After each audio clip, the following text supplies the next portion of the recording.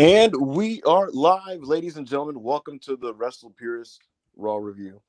I'm your host, Ibu Wrestle Purist, better known to many of you guys as Back at Playing Man, and I'm joined by Rob as usual to discuss the latest on Monday Night Raw. We're going to talk about last night's episode as well as some news and notes surrounding the show. We had a big major world title match in the main event. We had a major return. Gunther came back and declared for the Royal Rumble. Seth Rollins retained his World Heavyweight Championship against Jinder Mahal and suffered a bit of a knee injury, and we'll have some news and notes on that. Beyond that, Cody Rhodes had a big face-off promo with Drew McIntyre, and Becky Lynch went face-to-face with Rhea Ripley and seemingly set up their WrestleMania match. So a couple big kind of high points there to talk about with Monday Night Raw, and looking forward to getting into it with Rob. But first and foremost, guys, like the video, please. Subscribe, send super chats, all that good stuff. We'll answer all your super chats, all your questions, whatever it is. Ask whatever you want, send whatever you want. We'll talk to you guys. We'll hang out here for the next little bit. But with that said, Rob, what's going on, man? How you doing today? I'm all right, man. You know, I don't like acknowledging. You guys know I don't like acknowledging a lot of the time, you know, because I'm a fan of some shitters, but I don't like acknowledging when Ibu's shitter what would you say, shitter theory or shitter rant works. And in this case, his shitter rant did work. We should never push shitters again, especially after what happened last night. With the possibility of Rollins I don't think it's a major injury. I wouldn't say it's a major injury. We don't even know if it's an injury at all.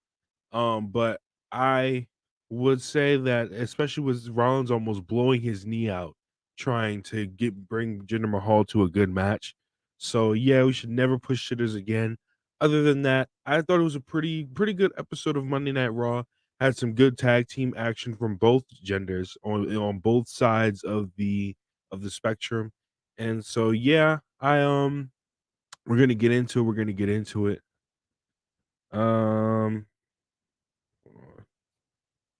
Yeah. Were you there? Oh my God, how long have I been muted? You've been muted for like 2 minutes. Did I do the intro? Did you hear that? Yeah, no, you did the intro. Okay, You asked me like, how it was. Yeah. Yeah. All right, listen. I last night decided to take the high road, Rob. I decided I'm not going to be petty. I'm not going to just, come at people. I'm not going to bring receipts out. But fuck all that, Rob. Today, I got words for a lot of these stupid people. Because you know what, Rob? Stupid people, annoying people deserve to be shamed.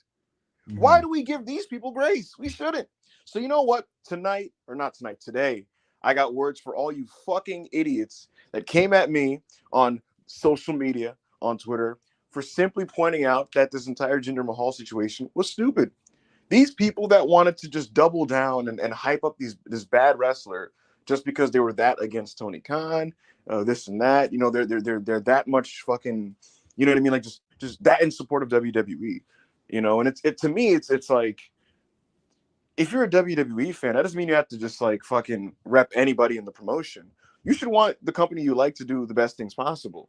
And that would not include pushing and heavily featuring Jinder Mahal in WrestleMania season. So the whole situation was stupid, first and foremost. And getting a main event spot was an absolute joke. They had to do so much smoke and mirrors to kind of dress the matchup, because the reality is the company knows, we know, the fans know, and the wrestlers know that Jinder is just not very good. So we'll have more on that later. I'll talk about that. What's up? And I'll get into it more later. I feel like, especially what you just said, I feel like those kinds of opportunities that Jinder just got last night should be given more to enhancement talents. I consider enhancement talents and jobbers completely different. Like Jinder Mahal to me is a jobber. He's not good at wrestling, and he doesn't really win matches. And the matches that he does lose, he doesn't make anybody else look better, and that's a jobber. An enhancement talent would be like Akira Tozawa, where he doesn't really win matches, but he's not a bad wrestler, and he's still a good wrestler, and he makes the talent that he's working with look better or look good in the ring. We should be giving those opportunities more to guys like Akira Tozawa and less like Jinder Mahals. So that's the thing. If you're gonna give an underpushed guy who maybe doesn't have the greatest win-loss record in a match against Seth Rollins at this time of the year, there's many other guys you could do that with lower in the card that are better wrestlers. Like if they gave Jinder versus Seth went 13 minutes, Rob. I think we're all in agreement. Jinder versus Tozawa 13 minutes would be fucking sick. Jinder, Seth versus Tozawa would be sick. Or Seth versus a Ricochet, for example, right? But yeah, man, this is what I've been trying to say about this irony meme garbage. It's cute when you do it in the build-up. It's cute doing it on Twitter, the memes and the gifs and all that type of stuff, right? But when it comes down to it, Rob, when that bell rings, what do niggas have to do, Rob? They have to wrestle. right. And some people just don't have it, and it's very apparent. And that's when all of a sudden the jokes get silent. That's all of a sudden when niggas will stop talking, because at the end of the day, it's professional wrestling. And if you can't professional wrestle, I'm like crying. I can't see what that emoji says. What is that emoji? That's a rolling eyes emoji. Triple H, what are you cooking? What the fuck are you cooking? But yeah, guys, again, super chats, send like the video, send super chats. We're gonna get into all of that stuff. Do we have any built up yet, Rob, or not? We have about five of them. All right, guys, keep sending them in, keep trickling them in. While those build up, I will just say ahead of time, just right up front, that I thought Rob, maybe it's just me and my subjectivity or whatever, but I liked Raw more last night than I did the last couple weeks, and that's probably because there was a couple setups that I got into, and beyond that, there was just there was less time devoted to like stupid bullshit and more time devoted to things that I care about, things that are more consequential, serious angles, you know, and so that combined with the fact that Gunther's back, and Gunther's one of my favorite wrestlers, just led to a more enjoyable experience. They kept the Miz R-Truth stuff to a, you know, they gave it less time this week, and the good wrestling they gave a little bit more time. There was one tag match in particular that I thought was very good, and we'll get into. So yeah, I thought the show was a pretty good show last night. I got into it, so we'll get into that. Yeah. But Rob, let's start going through these super chats. Alrighty, Matt Hennessy, €5.99. Solid Raw. Really excited for the Rumble. Cody and Punk are going to cook next week. DIY push has been really good, and the reactions are getting louder every week. You're noticing it, Rob, aren't you? Oh, brother, like, it's crazy how we were talking about it last night. How it's literally gone from they have to kill themselves in Roblox YouTube. They had to basically kill themselves to try to get a reaction beforehand. And now, before, like when the bell rings, people are just like DIY, like it used to be. So Johnny Wrestling chants at the start of the bell. Yep. Yeah, man, it was a struggle for Gargano. But I remember when he first came back to the main roster in 2022, kind of felt like he was fighting an uphill battle a little bit. You know, like it was cool to see him for sure. He was doing well at the very beginning, but like he just wasn't super over, and he got less and less over like by the end of like the year. Like when he started feuding with Miz, and he was in that program with Dexter Lumis and stuff, wasn't looking good for Johnny, man. He was a low card dude. He was losing a lot of matches to guys like Baron Corbin, if you remember when JBL was on commentary and shit. Yeah, really, just, man, fucking terrible, handled poorly, and he just wasn't over either. The low point was when he showed up at the Rumble, if you remember, Rob, and he got no reaction. Right? Oh yeah. And I get that people dunk on Johnny, and I know that he's not everybody's cup of tea, and I know a lot of people were kind of to this day still reeling and exhausted from just maybe being a little over pushed in 2019 NXT. But I have a soft spot for Johnny. He's a good guy. He's never bothered nobody, and I think he's a good wrestler and a good piece to have on this Raw roster. So I'm happy for him because right now you're looking at it, dude. DIY is getting momentum. They're a good team. They're just a good team. Not especially with KO and Sammy out. You need that like electric veteran babyface team that just knows what they're doing. And DIY knows what they're doing, man. Tommaso Ciampa knows how to work a crowd. He knows how to be a good hot tag, a guy that can just fire up and all that type of stuff. And DIY have good matches. They had one last night, and we'll get into that for sure. But yeah, next week's Raw looks good. Out of the 4 things announced, Rob, I'm into 3 of the 4 announcements. So yeah, I'm very, very excited to be there. Except for one match that we're not going to talk about ever. But yeah, hopefully it's just a quick little showcase thing for Ivy. But yeah, no one. For those that don't know, 4 things have been announced for Monday Night Raw next week. The announcements are: this is the go home Raw before the Royal Rumble. They're doing Cody Rhodes and CM Punk, they're gonna have a face-to-face. They're gonna have a face-to-face promo segment. Punk said, "It's time, Cody. You asked me what I want to talk about." He said, "We'll meet next week face-to-face. Cards on the table." And so that's gonna be on next week's episode of Monday Night Raw. They're also doing Chad Gable finally back in the game. Rob, yeah, that's the Punk picture. Chad Gable's finally back in the game. He's gonna face Ivar in a one-on-one match. And if that gets like just a bit of time, it's going to be fucking great. I think Chad Gable's tremendous. Ivar has been on a really nice singles run, so I hope that gets set. I hope that goes at least to one commercial break, and I think that's going to be really good. But beyond that, there's also a Drew McIntyre Damian Priest match set up, and because of the storyline and the way they've kept these guys apart and the tension, it actually feels like a pretty big deal because of like in context. You know, I'm very scared for what's going to take place next week in Monday Night Raw, bro. I don't know. What you I mean? don't know. I feel like you know how sometimes they false advertise things and it turns into other stuff. I feel like they might do that next week just because I'm there. No, I don't think anything. We'll see. I think everything that's been announced is going to happen, and that Punk Cody thing. Monty tweeted about this. He was saying that like that could be great, but like given like who's involved, that could be like just a complete like chaotic thing, you know. So they're definitely going to. I hope they shoot. Oh, listen, it's going to be super meta. There's going to be so many random insider references. They're 100% going to reference AEW.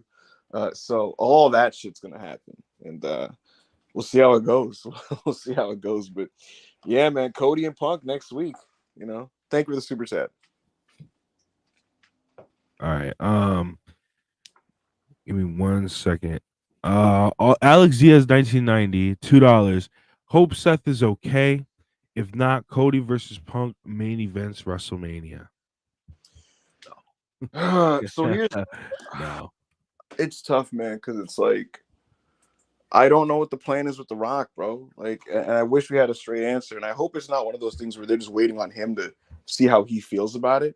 Because let's just say Rock is just straight up gonna fucking face Roman Reigns, and that's just the main event of WrestleMania Night 2. And Seth Rollins is not available. You could pivot to Cody versus CM Punk for the World Heavyweight Championship if you wanted to be honest. And if you really want to just do this fucking Roman Reigns record-breaking bullshit and Cody just switches over to SmackDown and you do that, you know, I get it. But it really depends on the status of Seth's injury. What these night 1 and night 2 main events are dependent on Seth Rollins' injury status and what Dwayne is doing. And until we know those two things, it's going to be tough. So I can give you guys an update. Seth Rollins tweaked his knee against Jinder Mahal. It was when he did, you know, that combo he's been doing, Rob, where he does the springboard swanton and then he does the lion salt afterwards. Yeah, the thing that no man with a broken back should be doing. Yeah. So he did that and tweaked it, and then later in the match, he did another move. I think it was a pedigree, but it was something. He did something afterwards on that knee that he's already kind of limping on, and he tweaks it again, and you could visually see it. And so I can tell you guys this: Seth Rollins limped out, and I asked wrestlers, I'm like, "Do you know anything about Seth?" One wrestler told me, "Not sure, but he's probably just selling." He said like we're all beat up, to be honest. It's just kind of wrestling.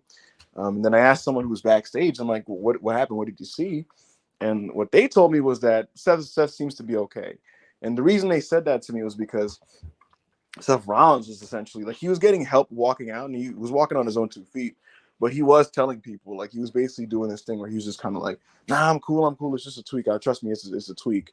And I think partially that's hopefully he's not coping. You know what I mean? But I think some of it is like adrenaline. Some of it is just like you're a wrestler and you just kind of feel like, I'm cool. Like, you don't want to like over dramatize it, right? But because he was kind of limping kind of bad, and it took a while to kind of like get his feet set. Wait, the limp was bad?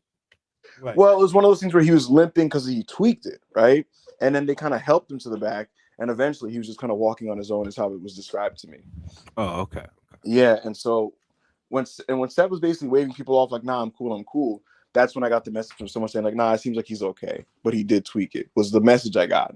And so we'll see. WWE, because of like the scare, you have to check because you never know, right? And so they're gonna make him check his knee out. He's gonna get the MRI just to make complete sure. And we'll see. You know, like, there's people close to Seth Rollins who are saying like, look, man, he's saying this, but it's a knee injury. You never fucking know. And as you know, Rob, like people tear their ACLs sometimes and not even realizing. They're like, no, I think I'm good. Oh yeah, like there's bro. Taz said that when he broke his neck in ECW, he said he walked into the hospital and they looked at him like, "How did you walk in here? How did you get here?" He was like, "Yeah, I just walked in here. I didn't really feel it." Exactly. So because of that, you don't want to be too optimistic or like ahead of time. Like I'm not, hopefully everything's okay with Seth, but you just never know. And that's why they're checking us out, because you never know. But hopefully it's nothing too serious. He thinks he's okay. WWE is like, nigga, check that shit out. And so we shall see. We're gonna get an answer either tomorrow morning or Thursday morning when he's able to get this MRI, and then we'll be able to get this show on the road. But best wishes to Seth Rollins, and hopefully he's not hurt. If he got hurt over this Jinder Mahal meme match, that's really fucking nasty. It's really If fucking. he got hurt over this Jinder Mahal meme match, then completely we need to stop this whole like you guys should be pushing for enhancement talents to because as much as I wouldn't say the Miz is an enhancement talent, but it's like at least he was able to get Gunther over. So at least he enhanced Gunther's aura and Gunther's Rob, mystique in some way, the right? simplest way to put it is that achieved something. Monty Yeah, and me like always talk about, like, what is this achieving on your TV? right, like Miz and Gunther absolutely achieved something for Gunther. yeah. And it was a feud where you could create the contrast because Miz and him are totally different performers. This is like giving Thanasis Antetokounmpo a fucking starter minutes in an NBA Finals game or a Just to do playoff it, and game. it's just a waste of time. They did Apollo Crews versus Julius Creed on main event, and technically that's just like a match for the sake of having a match. But I'd rather that on the TV than Jinder Mahal, because at least if anything, you let Julius Creed kind of showcase his strength and his athleticism and just keep him on TV. So yeah, I'm never gonna be a fan of that type of bullshit. Alrighty, thank you for the super chat. Hush 499. I'm pessimistic. I feel like Punk and Cody will be pretty tame and they'll save the real meat until their eventual feud. Pause. I hope I'm wrong. I'll tell you this, Hush. They're both very ambitious people, and right now their mentality is we need to sell tickets for the Royal Rumble. Even though Royal Rumble has sold a lot of fucking tickets, right? And it's in a stadium, their mentality is, I'm telling you right now, the mentality of Cody Rhodes and CM Punk as we speak is we are trying to sell this Rumble like it's the biggest Rumble ever, the most high stakes Rumble ever. And um, in thinking this, they know that next week it has to be a home run. I can tell you that CM Punk wanted to do a Cody Rhodes segment a few weeks ago, and the reason why they delayed it was partially because they wanted it to be one of those things where when Punk and Cody come face to face, it's going to mean something. It's going to actually be really, really great. And so it's one of those things where they didn't want to do it, and it's kind of bullshit, and it's not what they wanted it to be. They're both perfectionists when it comes to this as performers. And so I can tell you, I don't know exactly what's going to be said. I can tell you that the mindset from both guys is like, we want this shit to be fucking incredible because we want to sell the Rumble. So that's kind of the mentality. Alrighty, thank you for the super chat. Andy, 200 rupees. Story progression on Raw was great. What's your read on Becky Rhea? To me, and it's an aging warrior losing confidence in her ability to beat gifted athletes, and the next gen post loses to Belair and Naya. Oh, Totally agree. It's so Japanese wrestling, Rob, to me, because it's like yeah, Becky Lynch has done everything. She's yeah. been to the top of the mountain. She's won every championship there is to win. She's main evented WrestleMania. In WWE canon and lore, if anybody said she was the greatest WWE women's wrestler of all time, it'd be very difficult to argue. She main evented WrestleMania, winning both belts. Exactly. And yet she finds herself in a position where she still is not totally sure if she could beat Rhea Ripley, because at the end of the day, right now in the world of WWE and in women's wrestling, Rhea Ripley is unstoppable. She doesn't Yeah, even get pushed in her matches. She literally mid diffs most of her opponents at worst, and she's basically like the one seed, right? And she's like a fucking one person dynasty. She's like a one person super team, right? right. And Rhea is the Golden State Warriors, and Becky Lynch is LeBron James, in the mid 2010s. And so she looks down the aisle at Rhea Ripley, and it's like, I can call myself the GOAT all I want, but like this person, I'm not even sure if I could beat her. I don't know. And so, like the super chat said, the next generation people like Bianca Belair have taken care of Becky Lynch. Has the game passed Becky Lynch by? Is she just not the best anymore? And we're gonna find out. Hiroshi Tanahashi went into Wrestle Kingdom 10 facing Kazuchika Okada, who was the champion, and Tanahashi could hang his hat on the fact that he has been the ace for years and he's gotten it done at the biggest stage. But he knew going into Wrestle Kingdom 10 that he was facing an Okada that he never faced before. This is an Okada at the peak of his powers, at the top of his game, somebody that was an absolute fucking machine. And that was the big appeal of that match. And so, yeah, Tanahashi could rest on his laurels and go, oh, I beat him before. But the Okada he beat before is not the Okada he's facing. And the same thing applies here. The Rhea Ripley Becky Lynch is facing now is the Rhea Ripley that she's never been in the ring with. And so I think it makes for a great premise and a great story. And I'm really into that whole thing. Yeah, I thought last night's promo segment was really good. We'll get into it later, but it was just it's. I just don't think that Rhea should lose this belt for like, unless it's Bianca Belair for another 6 months, or unless they do a draft and they build somebody up, because I don't see anybody being more over than Rhea right now on the Raw brand at all. Yeah, for sure. Thank you for the super chat. Hush 199. Does Gable Push start next week? Need him weekly. Hopefully. He wasn't wrestling for a couple weeks, and I think there was a reason for that. I think he was dealing with some injuries. When I was asking about the IC title scene and why a lot of those people were missing, like the thing I was getting back was like Gunther's gone and some people are banged up, so they don't want to just force dudes to wrestle when they kind of have some injuries. They want to just let them all chill out. So I think Chad had some nicks and bruises, but he's back in the game. He's back in the game next week, and hopefully he gets a great win in a great match, and this leads to post Royal Rumble. A big setup for the IC title with him. So we'll see. All righty. Thank you for the super chat. Mavs fan 84 199. Thoughts on Roman breaking Hogan's record? I hope it doesn't happen not because of anything related to Hulk Hogan. I don't give a shit about any of that. I just yeah, I don't give I'm not like fucking worshiping Hogan's record. This is more so I want Cody to finish the story, and for him to finish the story at WrestleMania, it would mean that he would cut Roman Reigns off at the legs before he could beat Hogan. So that's kind of my stance on it. I really don't. I really don't like care. Like it would. I would love it for the memes that it would create, but I don't really care. It's kind of crazy.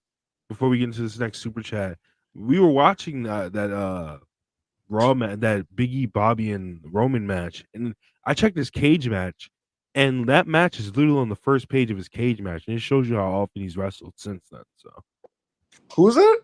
Roman. Remember? Yeah. He doesn't get in the fucking ring. He doesn't get in the fucking ring. Hush 199. Ibu, can you please tell WWE to fire Def Rebel? I can tell them that all I want. They're not going to listen to me.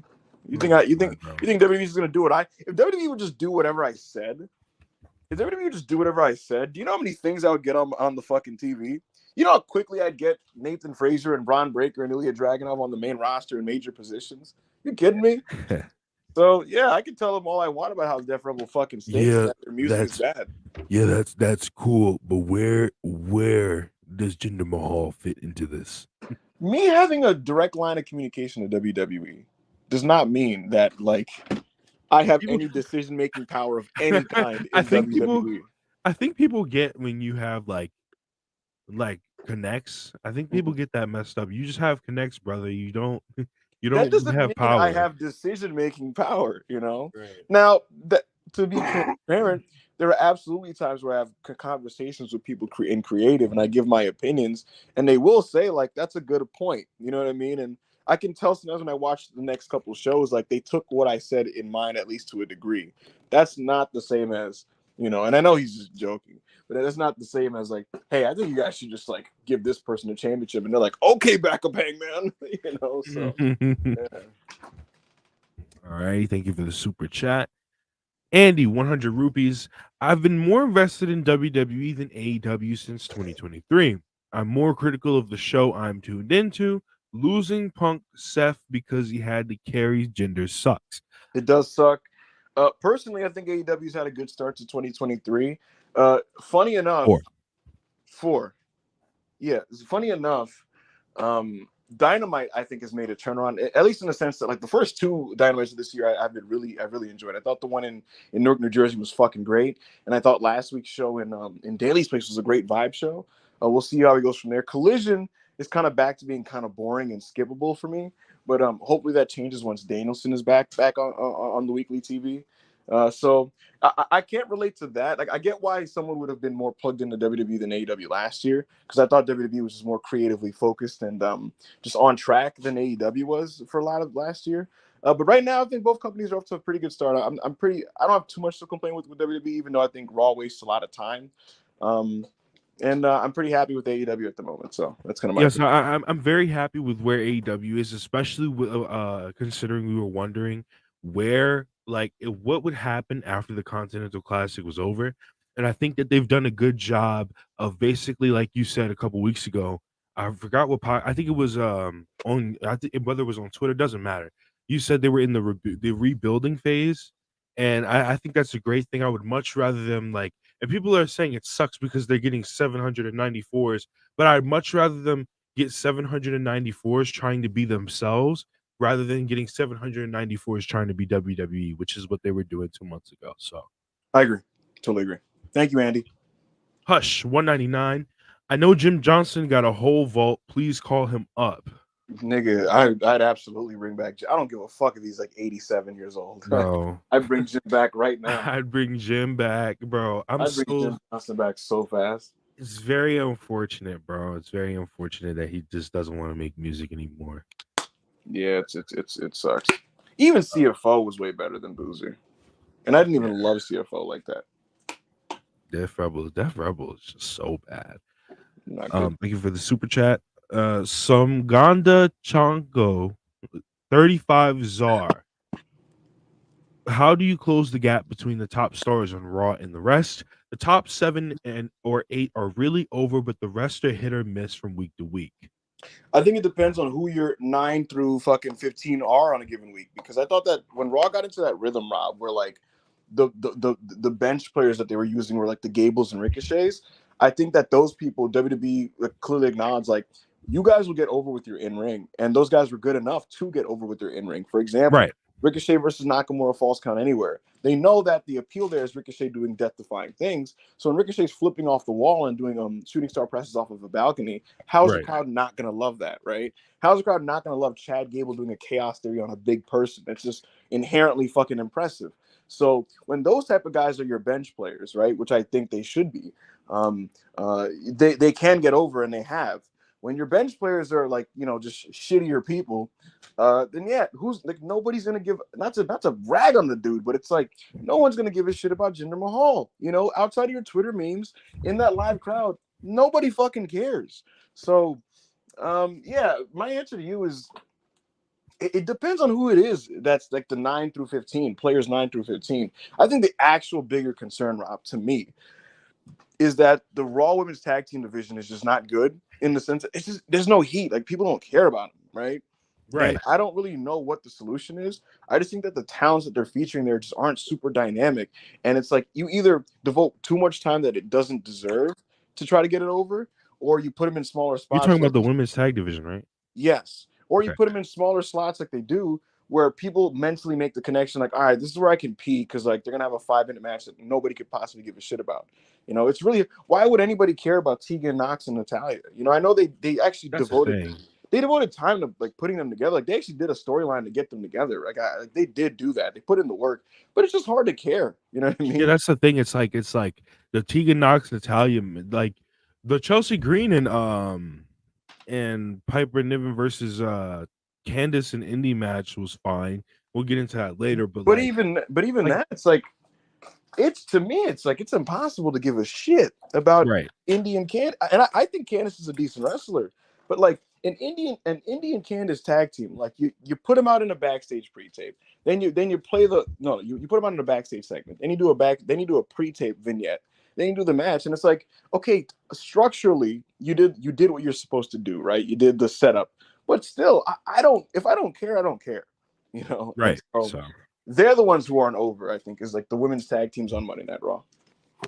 Yeah, and I think that's not Triple H's fault. I think that's just the irreparable damage for what Vince McMahon has done to that division. It's just one of those things where, like, when we think about this, like, I'm not worried about the men's mid card, to be honest with you. When it comes to getting over, most of them are talented and they're going to be able to get over it. The women's tag teams are the ones that I don't know about. I think the Kabuki Warriors are really good on SmackDown. I think Zelina and Mia Yim are talented enough that they get their matches over, and they have done so. But some of these other teams, it's not looking good for them. All right, thank you for the super chat, Huncho, $4.99. Roman breaks Bruno's record, or Tiana Trump is your daughter? What does this even mean? What would you rather have as a situation? Oh, yeah, I'm gonna go with Tiana Trump as my daughter. It is what it is. You just gotta pray. No. Roman breaking Bruno's record, not fair. No, it's not fair to y'all. No, it's not. Well, it doesn't matter what's fire to you, brother. So Samganda Chongo, another 35 Czar. Ibu, what have you heard about WWE's feeling towards Melo? Any NXT ideas for NXT appearances in the Rumble? When he was on SmackDown for that taping where they did him and Grayson Waller and him and KO, a lot of people backstage got into him. Like, they were like, "Yo, I really like this kid." And Triple H, he's growing on Triple H. Like, Triple H liked him, but it wasn't one of those dudes where he was just like, "Oh my God, I need Carmelo Hayes on the main roster." But he's really liked his showings on SmackDown, including the Austin Theory match. He thought that was very encouraging, and he just likes Melo. He likes the idea of having a young mid-card wrestler kind of climbing the ranks, 2002 like OVW class type of shit, you know what I mean? So they like Carmelo Hayes. They really do like Carmelo Hayes, and he's going to be a permanent on the main roster very, very soon. Alrighty, and the last super chat before we get into Monday Night Raw. Ibu, will Pat McAfee be doing commentary again soon? I don't think so, and I don't expect it. I don't know for sure, but I mean, he's doing the college game day stuff. He has his Pat McAfee show on ESPN. Those are his priorities right now. You can absolutely expect him probably at WrestleMania. Like, I'd expect him at WrestleMania. I could see him at the Royal Rumble doing commentary. But when it comes to weekly on commentary on SmackDown, I don't see that happening again anytime soon at all. Which is kind of unfortunate because I know a lot of people weren't crazy about Pat McAfee, but I enjoyed his commentary. I enjoyed his commentary, and he's good at what he does on commentary in WWE. But I just the oversaturation with ESPN, him being on First Take and being on this and it's just really exhausted. Yeah, for Pat McAfee for me. So that's the thing. If you're a sports fan, then you've already gotten enough fucking Pat McAfee. Yeah, so there's a lot of fucking Pat McAfee to sift through. But is that the last super chat, Robert? Yes, and now we can get into Monday Night Raw. Monday Night Raw started off with Drew McIntyre and Cody Rhodes. Take this one, Ibu. Yeah, so Raw opened up, Drew McIntyre, Cody. Cody actually opened up, and he basically said, like, it's time for me to talk about the thing that I came to this company for. And we all know what that is. It's the big one. He wants to win the big one and finish the story and win the championship his father never won, right? And so he's about to get into all of this because obviously he's past Shinsuke Nakamura. He's defeated Shinsuke. And he's entering the Royal Rumble, and so he's turning his focus to that, and he wants to get into that. But that's when Drew McIntyre comes out. And Drew McIntyre has become a bit of a truth teller on these shows, Rob. He's the guy that, heel or face, he's just going to be honest, right? And so that's what he was here. He came out. He went face-to-face with Cody Rhodes. He asked him what he wanted to talk about, and they started reminiscing about the past. They brought something up that I don't remember because I mentally checked out of WWE around this time. He pointed out that Cody Rhodes and Drew McIntyre won the tag team championships in 2010. Yes, and they were called the Dashing Ones. The Dashing Ones, right? Yeah, I didn't remember this. I literally had to Google it, and I was like, "What the fuck is this?" Oh, that tag team was about. They weren't like one of the greatest tag teams ever, but they were just funny. Mm-hmm. But I'll read it here. So basically, Drew says that Cody and him go way back. Both of them grew up in WWE together. He says he wants to finally tell Cody that he's proud of him. Drew brings up their short stint as tag team champions, but points out that they both needed to leave WWE to redefine themselves. Drew McIntyre's last match before he returned to WWE was with Cody. Drew says Cody told him he was going to be a future world champion, and Drew has done it twice. And Drew here, this was interesting, Rob. He alluded to like the whole elephant in the room with The Rock, and he alluded to like all the memes and gifs about Cody not finishing the story. Like he was saying, like it doesn't matter who comes back, doesn't matter what jokes people say. He looked at Cody and pointed at him and said, "You are going to finish your story." And so this is almost Drew kind of giving back what Cody gave to him when he predicted that he was going to be a champion. So Drew did that to Cody and pointed at him and said it, and Cody looked really humbled by Drew pointing this out. But then he did add on. He said, "But you're not going to finish your story before I finish mine." Cody says, of course, Drew could win the Rumble. Jey Uso could win. CM Punk could win, which got big CM Punk chance. Cody says both of them have won the Royal Rumble, and they know they can't count anyone out. Drew tells Cody he isn't running for office. Just be himself and not smile all the time. Cody tells Drew that this is not an act. He smiles because this is what he loves. Cody and Drew are indeed alike, but the difference is Cody relishes his second chance and Drew just complains. Drew at this point gets serious and he gets in his face and he says, "Why did you bring Jey Uso to Raw? And why do you endorse CM Punk?" They alluded to AEW here. They alluded to AEW because Drew was just like, "Why did you bring Punk to Raw? He said, you worked with him in the past. You worked with him recently. You know how he is, basically. Why did you do that?" Right? Mm-hmm. But Drew said at WrestleMania, the story belongs to Drew McIntyre. Cody says Drew keeps bringing up the last match they had. And Cody asks, "Who won that match?" And he dropped the microphone. I love this segment. It doesn't matter what week it is. Drew McIntyre is just like the best character in WWE right now. And he's just a really fleshed out, well-written character. I usually don't really like tweeners, to be completely honest with you. But he just has a lot of depth to him, and they find these little connections. Every segment, he has like a connection with each wrestler that he's talking to, and they exploit it for storytelling purposes. And I just think like when it comes to like narrative density, this Royal Rumble has so many like interwoven stories amongst the main event wrestlers to where it just feels like there's so many stakes going in. And I'm a big fan of that. Like it's not just about who's going to win this Rumble. It's also going to be about what does it mean for the guys who lose, because there's so much on the line. There's so much to lose for a lot of these guys. It's very all or nothing. So many of their goals are dependent on like if they can win the Rumble and finish their story. It's not just Cody Rhodes, it's Drew McIntyre. It's also CM Punk, and later we'll learn with Gunther as well, who's trying to elevate to that next level. So I thought this was a great opening segment. What did you think, Rob?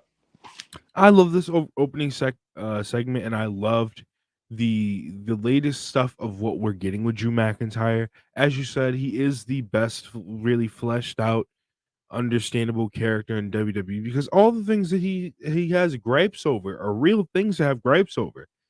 He has a gripe with CM Punk because he hasn't re-signed yet, as we know, and CM Punk is probably taking money off of his table with the unknown deal that we know he has.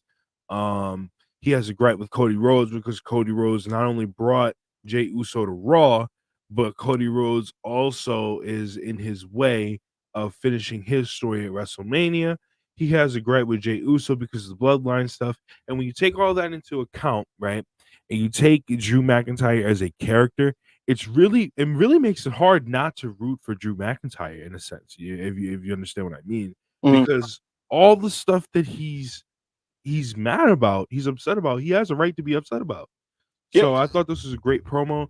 I thought the Cody basically being like, "Yo, you're talking all this shit, but you've never beaten me. So you can, as long as you want to talk, you can talk about our tag team, but we all know who the better guy is." And so that's what I enjoyed about that. What I think is also interesting, Joe Hulbert pointed this out, Rob, on his YouTube channel yesterday.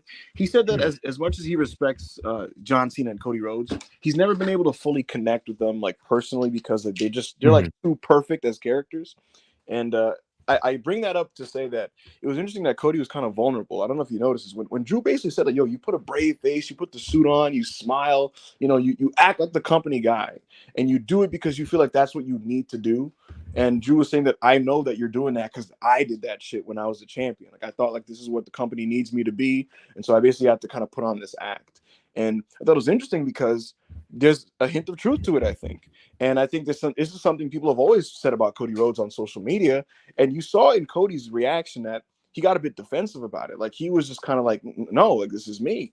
And I mean, as we see, Rob, on social media, how many times does Cody bring it up? I'm not flinching. I'm not worried about Dwayne Johnson. I'm going to main event WrestleMania. Right. And it's like, how much of this is actual self-assuredness and how much of this is just bravado to hide the fact that he's really worried about what's going to happen with his future? We don't know where the line is there. But the fact that Drew kind of brought that up and exploited it, I think, is interesting from a character standpoint. It was also very interesting. Hold on. I'm trying to find it. It was very interesting. It was brought up to me about Peach, by Peach. Shout out Peach. She said she noticed what they were doing with Cody. Every time he brings up Mania, he gets interrupted. This will keep happening so that if he does get the Mania spot, they can be teasers. Basically, is what she noticed, because and that's very interesting, because you notice how Cody Shinsuke brought up WrestleMania, and then he got interrupted. No, Cody mentioned WrestleMania, and he got interrupted by Shinsuke, and Mm-hmm. then he mentioned WrestleMania again tonight, and he got brought up by he got interrupted by Shinsuke, and Mm-hmm. so it's just like, I don't know. She said, but if that freak Dwayne comes back, they can be like, he never said anything. That's the rest of what she said. I wasn't gonna mention it because you called him a freak, but yeah. That's interesting. That's interesting. So yeah, I thought the segment was good. We followed this up with a backstage segment with Damian Priest and R-Truth. R-Truth is illegally selling Judgment Day merchandise backstage. Damian Priest confronts him and is like, "Yo, what the fuck are you doing?" And he's saying, like the guys, like Damian Priest is like, "I don't actually have a problem with you, but they don't fuck with you." And so like, you got to like lay low with all this shit. And Truth gives them a cut of money. And so he gave him some of the merch money, and all of a sudden, Damian Priest is kind of like, "Oh, hold on now," you know what I mean? And so he's like, "All right, just keep this low and just, like, just relax, right?" And so he told him also, because tonight on this Raw, not Drew McIntyre, Damian Priest and Finn Balor were scheduled to face Miz and R-Truth. And the idea of this was last week, Priest was telling Judgment Day, like, in front of them, he's like, "Don't worry, we officially handle the R-Truth problem and put an end to this next week." And so that's what he's saying to them. He's acting like, "Don't worry, I'll take care of this nigga." But in front of R-Truth, when it's just them privately, he's like, I fuck with you low key, right? So anyway, he told R-Truth, "Yo, in tonight's match, don't tag in." And so that was the instruction he gave to R-Truth. And R-Truth kind of made it seem like he didn't fully know if he was, it made it seem like he wasn't totally on board with that. But that was that. And then we followed this up with DIY, who are looking like they're going to get the next big tag title shot. They came out to face JD McDonough and Dominic Mysterio, the Judgment Day B team. And sorry for that, that's my microwave. But the Judgment Day B team versus DIY. This happened here in this house in Little Rock, Arkansas. And I was kind of surprised by this, Rob. This went 3 segments, and I thought it was very good. I thought it was a very good wrestling match. The crowd got really into DIY here, really behind him. And psychologically, there's just a lot of like old school heel tag team tactics and stuff like that. Yep. A lot of great cutoffs to kind of delay the hot tag for Tommaso Ciampa. Big Johnny wrestling chants, DIY chants, all that type of stuff. And whether it was Dominic getting his little shots in from behind, referee distractions. Yeah, right. A lot of referee distractions that led to ref you suck chants like we're at a basketball game. Dominic flexing, JD heat segments, that kind of stuff. Fucking Johnny Gargano reaching out to tag Ciampa and Ciampa getting pulled off the apron by JD. A lot of good cutoffs like that, right? But in the third act of the match, when we come back from the second commercial break, this thing kind of just blows up. They do a lot of cool double team moves. Ciampa's having some really hot tags where he's doing double clotheslines on the guys and Scorpion death drops and all that type of shit. But it's very back and forth. At some point, they do the PWG sequence where like all guys hit each other with moves, super kick, rolling elbow, lariat, all that type of shit, right? Everybody's on the fucking floor. This is awesome, Chance. You've seen it all before. At some point, Dominic, he goes for a 619 on Johnny Gargano. Gargano catches his legs, and Dominic is kind of like now being held horizontally, and it's perfectly, his head is exposed for Ciampa to hit him with a running knee. JD tries to get him for a pop-up move. Ciampa turns it into a DDT. He tags Gargano in. Meet in the middle. They get JD McDonough. He gets pinned, and yeah, great win for DIY. Very good match, I thought. Best match of the show by a country mile. And it's looking like DIY are getting the next tag title shot. What did you think of this, Rob? I really loved this match, and as we and as you mentioned before, it was a very Mr. Big Dude said it was a very Southern style match of getting the hot tag. I Yes. I really enjoy tag team matches like that where they get like 15 minutes to really show what they can do, and really showing the psychology of cutting the like cutting the ring off basically, and then like the trope where they almost get the hot tag, and then one of the tag team partners goes and cuts it off, or like they do the whole, oh, he gets the hot tag but the referee didn't see it kind of thing, and I really enjoyed Yeah, that. that gets big heat. Yep. I really enjoy stuff like that. I just love DIY, man. They're so good at just portraying baby faces, especially Johnny. I don't know if you noticed, Ibu, but they uh Johnny is significantly getting more cheered and being more chanted for than Champa. So I wonder if down the line, is that going to continue, or when they eventually break up, because they're eventually going to do the Sammy Kevin breakup eventually. I mean, When they is it going might, to but be it a just feels factor? like they did such an extensive feud about this. They can either go in two directions. They do it and just almost borderline pretend that like this audience didn't see NXT, so we'll just do it the whole thing over again, or it's just a new dimension of the breakup. But I don't know, man. I just can't. I think if anything, I think it's too early to even talk about this because it's just like DIY is finally getting going on the main roster, and like the first thing we're talking about is like, all right, so how do we set up the breakup angle? I don't know. It's a bit too early, but I know, but um, it's just it's very very interesting, and that could be a point used down the line. I But am other not. than that, I no, have go ahead. noticed. I have noticed this. Yes. Other than that, it was a great tag team match, and it just shows you what DIY can do as a tag team. Yeah, I think the people that are kind of immediately dismissing of them because it's just like they feel like the poster boys of NXT as it was kind of getting stale, and I get all that. I really do. I really do. Right. I think they should just kind of give them another shot in the sense that like in this setting, their role is to just be a tag team spark plug in the division and just a team to add depth to a pretty solid division. And I think it's a totally fine role. They're not taking up 90 minutes of the show. But yeah, what I'll add about this match, Rob, is that another thing I appreciated about it is last week, Ciampa and Balor didn't get enough time, right? And it was more frustrating because it's a 3 hour show and there was a lot of time wasted on that 3 hour show, right? And I think they took note of this because this week they said, fuck it, why not give this 3 segments? Because who cares? It's a 3 hour show. It's not like fucking, it's not like Jesus Christ is going to be on later on and you need to give him 50 minutes. And so it's like, why not give JD and Dom versus DIY 15, 16 minutes to just kind of have a proper tag team match with 3 acts and stuff, right? So I'm glad it got time and it just shows that these guys are good at what they do. So I thought this was a good piece of business. The next thing was a backstage angle. Adam Pearce, Candace LeRae, Indi Hartwell, Chelsea Green, Piper Niven. It was just these women were basically just arguing about the finish of the last match. Chelsea was basically saying that the ref blew the call and that they missed that she won and she was complaining about it. And Pierce was getting annoyed about the complaining. And basically, this match right here, they did a kind of an unofficial, unlabeled tournament for the tag titles tonight because it was almost one of those things where like all the women's tag teams were active tonight. Well, most of them, right? And they basically were just having matches against each other. And it was almost like there was unofficial rankings being set up. But the gist of this is that Candace and Indi were facing Chelsea Green and Piper Niven, and both teams want the tag team championships. So they had a match.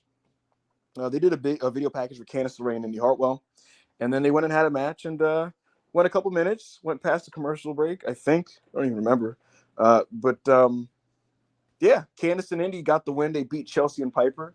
So it's looking like they may get a shot at least down the line. They got a win here against Chelsea and Piper, the former tag team champions. Do you have anything to say about this match, Rob?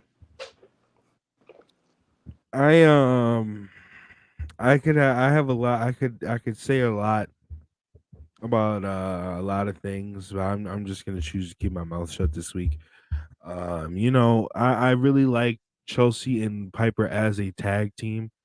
Candice LeRae is still good. She's not as great as she used to be, like in 2019 or whatever, but she is still a good wrestler.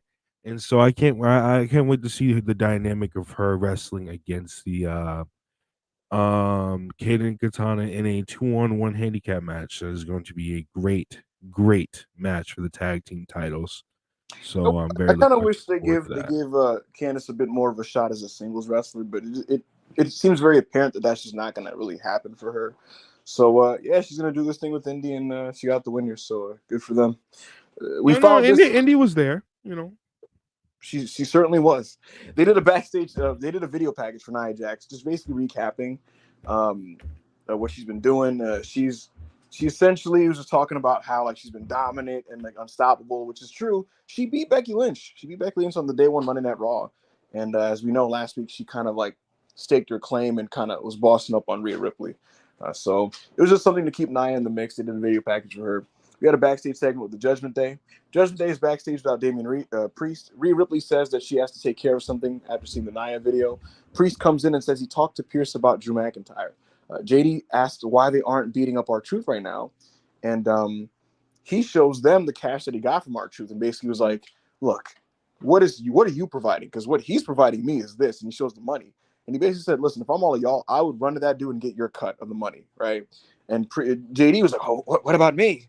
And he was like, I don't know, but your name is not even on the fucking shirt, you know. So he dissed JD there, and then he told Priest, I mean, he told Balor, he's like, yo, let's take care of business tonight. So that was the backstage segment. Following this, Rob, finally, the ring general Gunther is back. All is right in the world. Order is restored. Gunther makes his big return. Big intro from Ludwig Kaiser. And Kaiser was just, you know, he just gave him the big dramatic introduction. Gunther makes his return. He shows up in a fucking black sweater. And Gunther walks out there. He's grinning ear to ear. The crowd is booing and giving him their reaction. And he just kind of talks his shit.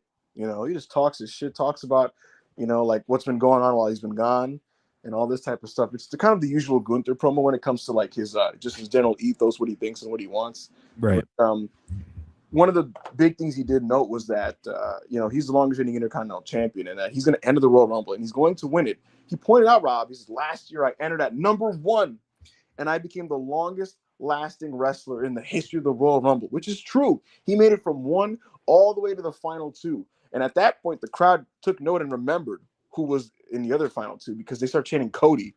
They chant Cody. Kaiser's looking around. Gunther's laughing at the Cody mentions.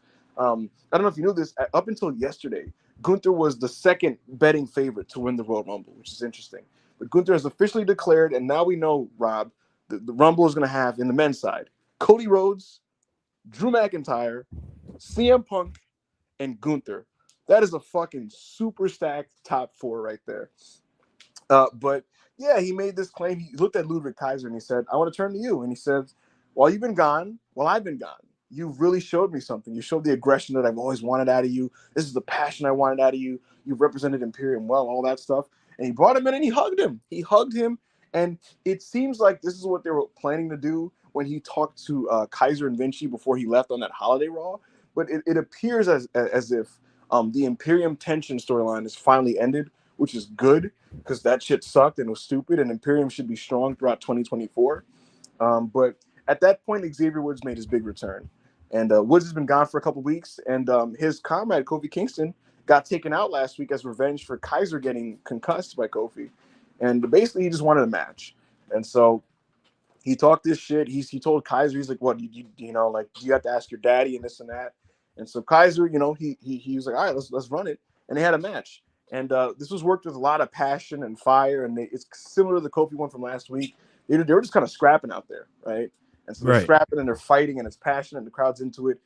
Xavier Woods gets his lip busted open and he takes advantage of this because he starts making a lot of open mouth facials and stuff like that. Xavier Woods was very serious here. There was no like, you know, New Day joking type stuff happening with him. He was very serious, bloody mouth. Yo, they were throwing fucking knife edge chops and overhand chops and shit. Yeah, they're doing all that stuff. So they were out here fighting. You know, Woods very much portrayed like, I want revenge for my best friend. And so they're fighting and they're fighting and they're fighting, and they're on the outside. And Xavier Woods picks up the big chair, the rolling chair, and he tries to hit. He hits Ludwig Kaiser with it as revenge because Kaiser did that to Kofi the week before. This is obviously a disqualification. They're beating the shit out of each other. Kaiser's clawing at his mouth, trying to open up the busted lip even more. They're fighting. Xavier Woods hits him. He grabs a chair. He swings it at Kaiser. They're trying to use announce steps on each other. The crowd is getting into it at this point. This is very heated. This is very heated, and the crowd is chanting, "Let them fight." They're trying to separate them. They're fighting into the crowd. So more anger between the New Day and the Imperium. And I'm enjoying this feud. It's just niggas that they just got beef. This was amazing. Like I said a couple weeks ago, I think it was last week we talked about this. I enjoy when there is blood feuds to be had, and there is real life situations where where that can be brought into this, where anger and passion and heart and soul and hatred can be brought out. I love situations like these. Right, last week we had Ludwig Kaiser, who was really angry and legitimately wanted to injure Kofi Kingston because Kofi Kingston, he felt like Kofi Kingston injured his tag team partner. This week, you have the same thing coming back with Kofi basically, with Xavier basically saying, "All right, bet you want an eye for an eye. All right, but guess what? We're gonna do an eye for an eye this week." And I love that during the match they started getting more serious. It wasn't really a catch can who can wrestle better match. It was, I am going to hurt you because you hurt somebody I love. And so I appreciated that aspect of the match. Um I really loved the post match angle, where it was basically like, yo, Woods was really trying to take him out and really trying to hurt him really bad. And I love the spot where he took the stairs and he fucking chucked the stairs at his head, and Ludwig Kaiser saw the blood, and he saw the fucking stairs flash before his eyes, and he ran. He fucking ran. I love that. So we need more of that. We need more hatred. We need more stuff like when you hurt people, when you hurt somebody I love, I am not going to collar elbow and tie you. I am not going to headlock take over you. I am not going to put you in a wrist lock. I am going to try to choke you out. Yeah, they were trying to maim each other. It's great. I wish this led to a Big E return. I don't think that's what it's leading to. Right now, Jay Uso is the person that's being associated with the New Day tag team, which makes sense because the New Day and the Usos go way back, and Jay Uso's a babyface and all that type of stuff. Their beef has been dropped, right? And so we got a follow up there because backstage, Woods is about to be asked by Byron about what happened. Kaiser jumps Woods, beating the shit out of him. Jay Uso pulls up like, "Yo, what's up? Right? What's going on? Right?" And Kaiser immediately puts his hands up like, "Yo, I don't want no problems. I don't want no problems." So we're clearly getting a Jey Uso Gunther match at some point, I think, and I think that's the direction because Jey Uso was pointing out in one of his recent promos that like he's looking to get singles gold.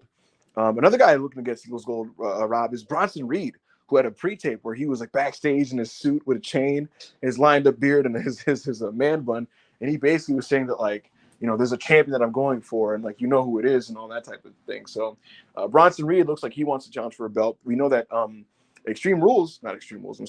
Elimination Chamber is in Perth, Australia, and looks like that he's gonna have a big match at Perth. I think the direction was gonna be Seth Rollins and Bronson Reed. We'll see how Seth's injury is and if it's nothing too serious, and hopefully he can have that match. But yeah, it looks like Bronson Reed wants that, and Jey Uso looks like he's gonna be fighting Gunther. I wonder where they're gonna do that match. This match should be really good. Should be really Reed good. and Rollins, Uh, uh, Jay and Gunther. if we even get Reed and Rollins, Right. because of what happened, Right. but Yeah, yeah, but Jay and Gunther should be really good. he's just gonna chop the shit out of him, and when he fires back, the crowd's just gonna be really into Jay because they're always into Jay. So yeah, of course it's gonna be good. Gunther can have a good match with anybody. I mean, he had a great match with The Miz. So yeah, Jey Uso versus Gunther is gonna be fun. The promos I think are gonna be really fun too. So What? Wait, what? What happened? yeah, Gunther has some type of weird visa issue where he can't leave the United States. So Oh shit! so he probably can't do Elimination Chamber. I hope they fix this by the time they go to France for Backlash. I really hope so. Man, that really fucking sucks. That really I fucking fucking sucks. forgot about that. Yeah, I hope they figure something out there. I really do. I hope they figure something out. But that was the Imperium business on the show, and I thought it was all good. Imperium is just good, man. You know, they add to everything. Kaiser's good, Vinci's good, Gunther's fucking tremendous. They're good promos. They're good wrestlers. They're good at the angles. They're good at everything. You know, so shout out to Imperium. More Imperium in 2024, Rob. I think you could co-sign this. Oh no, absolutely. I really did not enjoy the teasing of the Imperium breakup storyline because it was just like, why? What are we doing here? They don't have any legitimate reasons to like be at each other's throats right now because Mhm. they're both taking pins in each match, and it's really not like they're getting fucked over. They're just both losing clean. So I really don't understand that. But yeah, I really enjoy this. I'm very excited for Imperium's future. Absolutely, absolutely. We might be getting a cameo on this show, so let me just set up that real quick. Um, Rob, check the lineup and tell me what was next on the Raw show while I'm doing this. Alrighty. Next on the Raw show Mm-hmm. was next thing on the Raw show Mm-hmm. was Akira Tozawa versus Ivar. This was a really good match. Really, really good match. You thought so? It was like 2 seconds. Amen. Amen. It's a really good match because Akira Tozawa Yeah, finally got a W. Tozawa gang me back up. I you told y'all. you just think this. You just think this because Tozawa won. It was like 2 seconds. Oh, Maxine got on the apron and started gyrating like she was Sable, and then Ivar was like, "Rrr." and then this guy Tozawa does a sunset with a powerbomb and gets the big win. Before that this, shit. Tozawa's firing the crowd up because he's doing the Hogan shirt rip. But his whole deal is that he does it. He does it, and it takes like much longer to do because like I don't know, maybe the shirt's too fucking tight or whatever. Yo, I love the like the attitude era trope of women getting on the apron and just like start shaking ass or gyrating, and then the big meathead in the ring is like, oh Yeah, when like a hot woman is in front of them, and they're just like, oh my, oh, titties, you know? woman. Yeah, so he did that, and it was like titty paralysis attack, and then this guy fucking, he just immediately is frozen. Greatest Raw TV match of all time, 5 stars. Big Akira Tozawa. Yeah, it was like 2 seconds, but listen, man, I'm all for Tozawa getting a win. Tozawa got the win, and it was immediately treated like a fluke though because this guy popped back up and he spun kicked Tozawa. Valhalla came and started beating the shit out of Maxine Dupree. I thought it was really weird. That what's up? We'll check the private chat.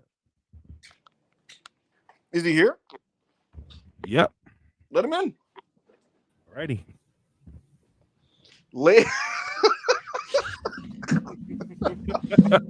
Ladies and gentlemen, this is Sean Ross Sapp's very first appearance on the Wrestle Purist channel. Welcome, Sean. It is. How are you today? I'm doing good. Thanks for having me. I appreciate it. No problem, man. Yeah, Sean was just hanging out in the live chat. I said, fuck it, stop by. Listen, Sean, you can come anytime on the Wrestle Purist channel when I'm on. Calling you out for your pyro reporting first. Yeah, man, it's bullshit, Sean. But you know what? I'm gonna counter with you. I'm gonna counter something you did, Sean. Something you reported that was totally fake, Sean. Remember when there's lots.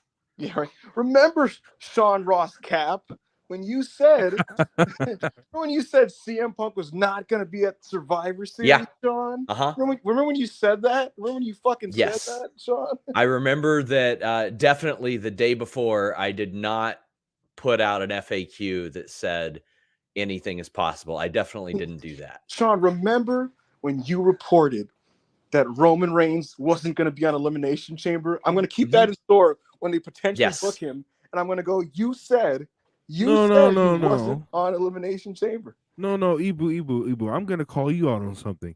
Ibu, remember when you said on Wrestle Purist Worldwide that Sasha Banks signed a 5-year, $25 million deal with AEW? Do you remember when you said that?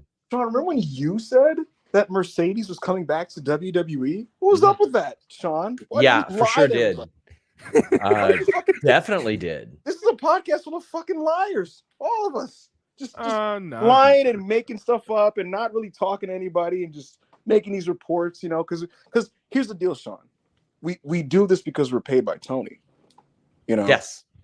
Well, I mean, at least on Wednesdays. Right.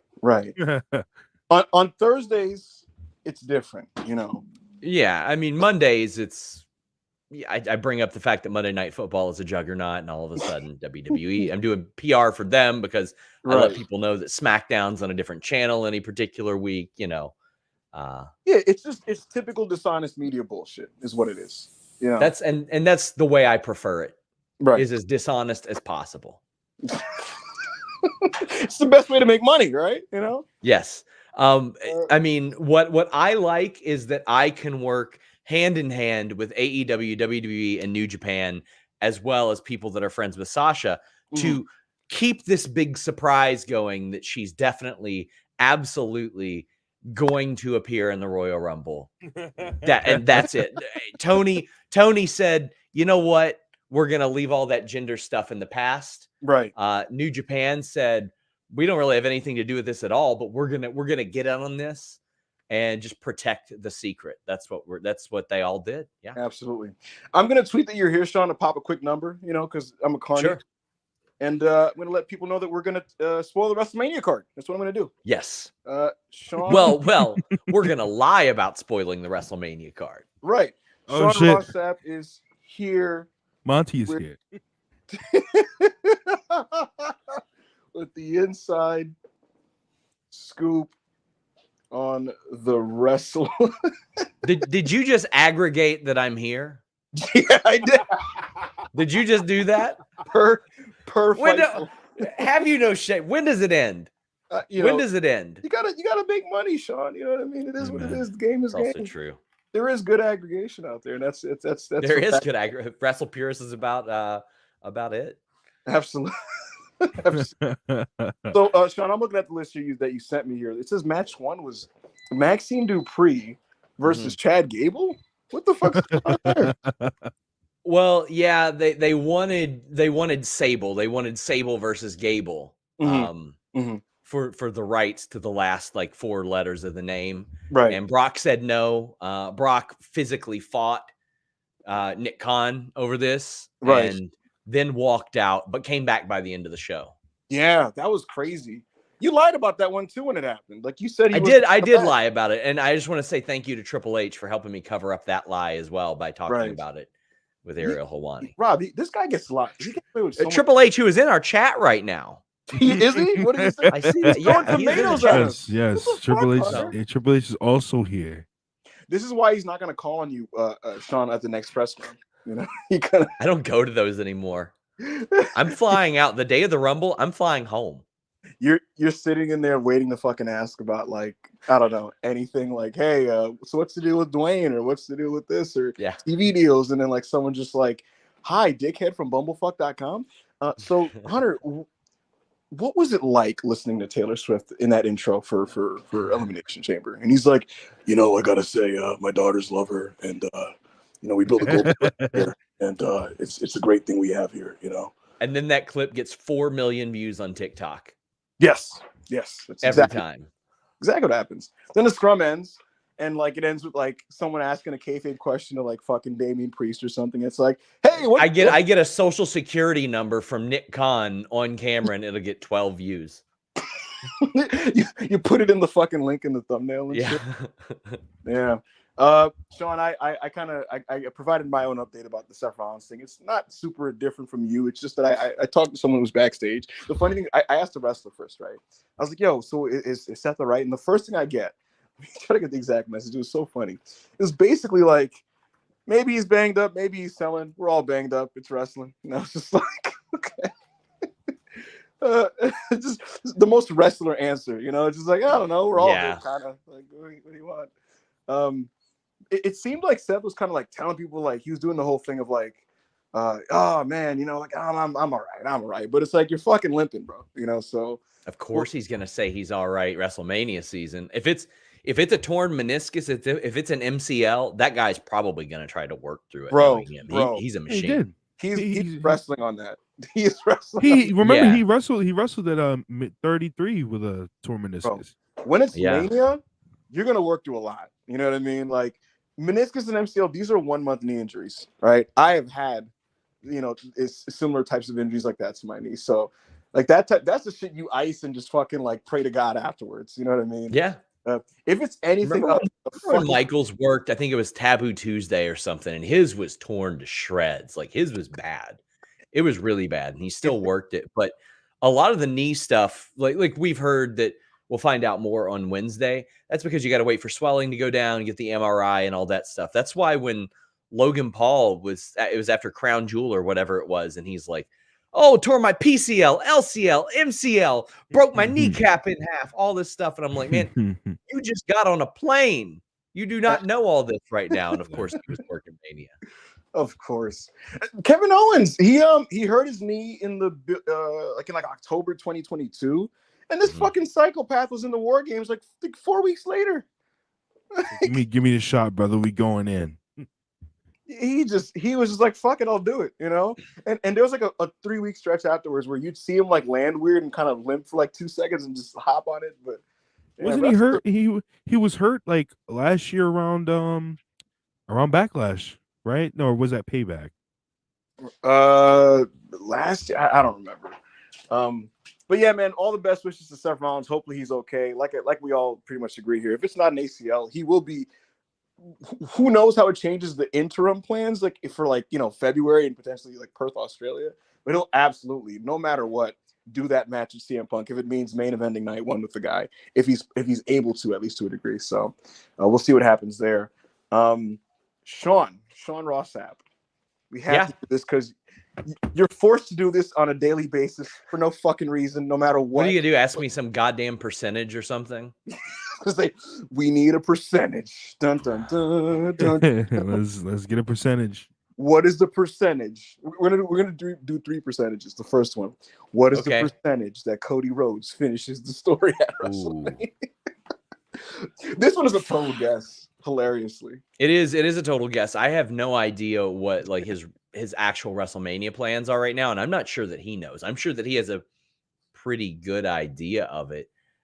I'm gonna say 75%. I think it's still a real likelihood because I mean they're so hot right now. That company is so hot right now.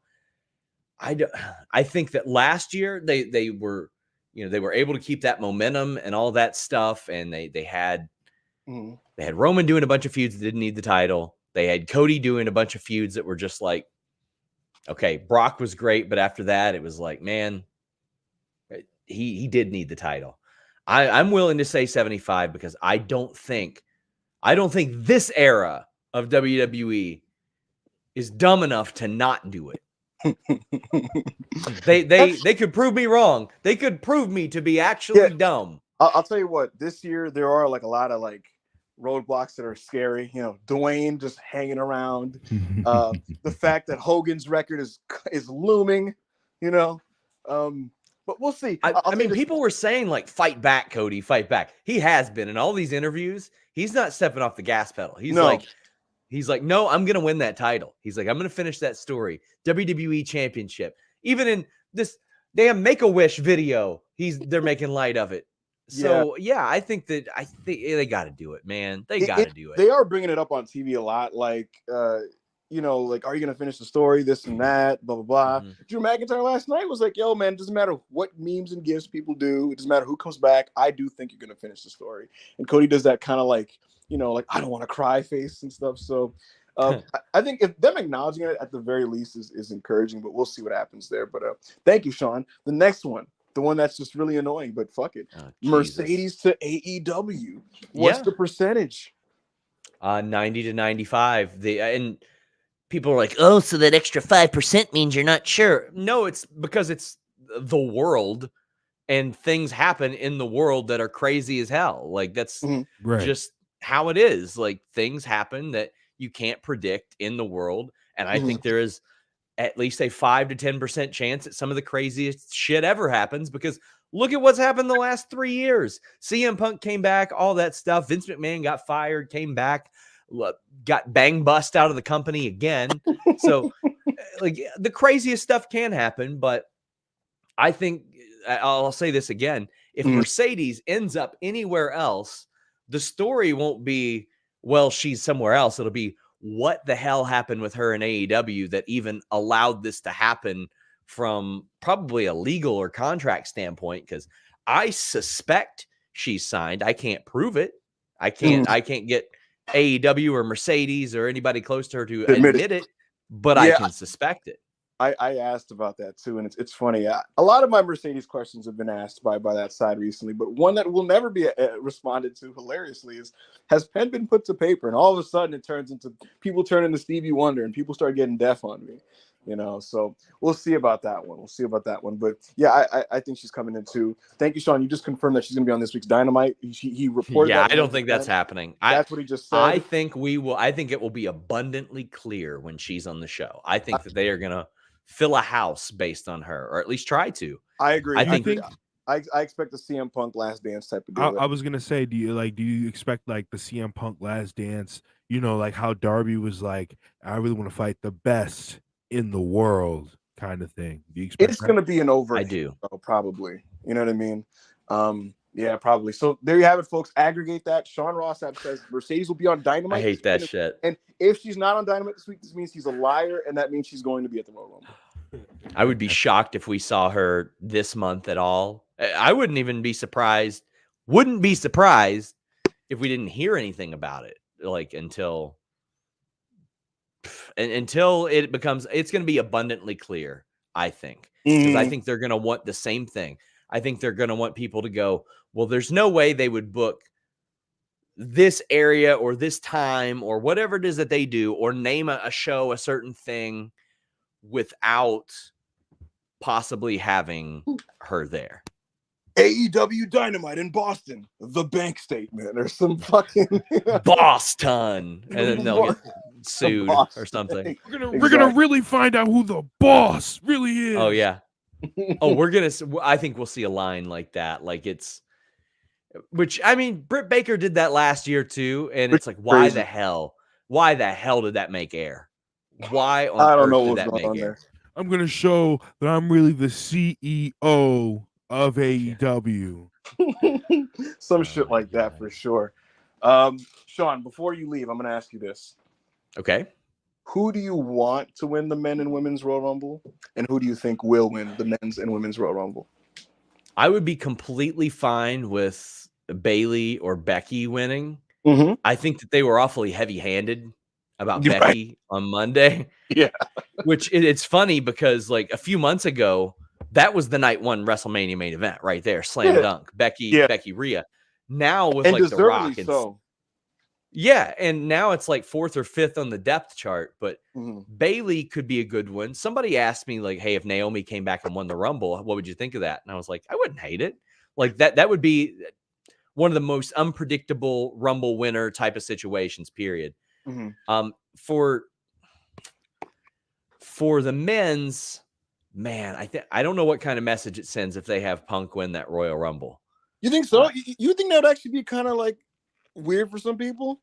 I think it would be weird for some people because there's, you know, how some people make a mountain out of a molehill over anything. Yeah. Like a lot of these people look for reasons to be upset to motivate themselves.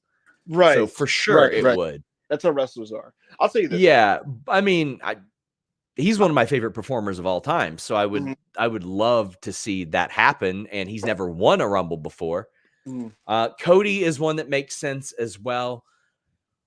Man, honestly, I would have an A and a B. Yeah. And you wait until the day of until you hear the crowd react. And if it came down to Punk and Cody, Triple H from Gorilla sends it in there, and he's like, whichever one gets the bigger pop, that's what we're going with. Like I would legit do that. If the plan was for both of them to get title shots anyway, you could get away with some shit like that. Funny enough. And also, I would love it if Gunther won because he's the perfect professional wrestler. So I wouldn't fucking complain. I'll tell you this. Yeah. So for a while, my mindset was that when it felt like more certain that Cody was finishing his story and I was more secure in it, my mindset was like, he doesn't need to win the Rumble. He could do something different, and maybe you have Punk win it or something, right? And so for a while, he can win the briefcase off a Priest somehow, and then call his shot at Mania. Whatever you want to do there. And so my mindset for a minute was like, Phil could win the Rumble. and then you set up the Rollins thing, and then Cody goes through like the elimination chamber, right? It changed recently because there's so much uncertainty with The Rock looming around. I think now if Cody did repeat, it would at the very least create some security and ease in his fan base. So like it wouldn't just feel like, oh, they're just giving it to him again. It would be like, okay, maybe this time he does what he do.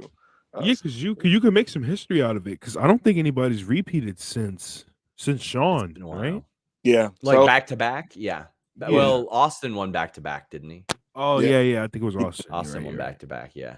Yeah, man, folks. This is Sean Ross Sapp here of Fightful and Fightful Select. Just kind of hanging out, lying to the people as usual. Let me ask you too. What do you think The Rock said to Cody when he saw him at day one? Bro, oh my fucking! What I want to know is I want to know how tapped in he is to the current creative when it comes to like the fact that this is clearly Cody's year. You know what I mean? Like, does he feel bad about that? Does he like? What is he? I'm gonna find out. I'm gonna find out what The Rock said. There were too many people filming that for me to not find out. I'm gonna find out. I tweeted the picture of him hugging Cody and going, "Thanks for the spot, little bro. Glad you know your role." I can absolutely ask someone to ask Cody. And I don't think he'll tell me, but I think if I ask Cody, I'll get a picture of his dog back or something. Like, we have received word from Triple H. He said, "I won't say much about that confrontation." You're a piece of confrontation. Shit. Confrontation. I wonder if Rock dabbed over and went, "Don't worry about it, kid. I got you," or something like that. Yeah.